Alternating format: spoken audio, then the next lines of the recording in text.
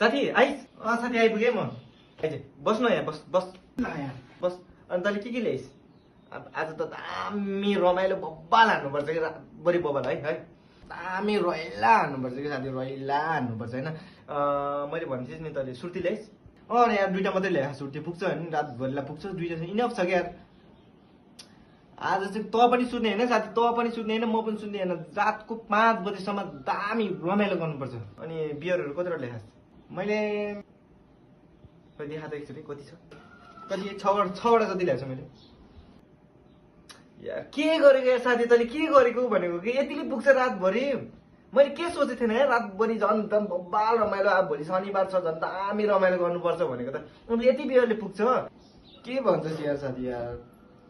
पुग्छ के यार पुग्छ यार अनि राति 12 बजे बन्द हुँदैन भनेको के तँलाई थाहा छ त अहिले बियर महँगो छ भनेर के बढे के बुझ्न तेरो पैसाले यति नै पुग्यो के यार कस्तो हालको यार तकेट यार चौपट गर्दैन तैँले प्लान भनेको भो पुग्दैन यार पुग्दैन अब हेर मसँग त पैसा छैन तँसँग पैसा छ भने ल त अहिले गएर थुरु फेरि लिएर आइज जा लिएर आइज कहाँ यार बन्द भइसक्यो कि अब म जाँदिनँ यार बन्द भइसक्यो लास्ट त्यो भाइले मैले ढ्याङ गरेर ढोका खोल भनेर बल खोले त्यसले यार कहाँ अब त यार जान्न यार म यार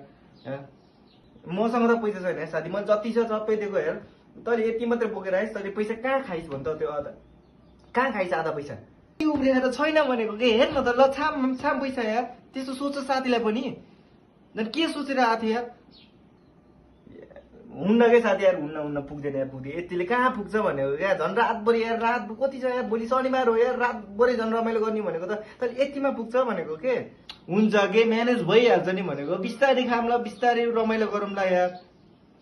बरु बियर सक्यो भने यसो गीत आउने सुर्ती च्यापेर यसो गीत लाएर डान्स गर्ने भइहाल्छ नि चलिहाल्छ नि यार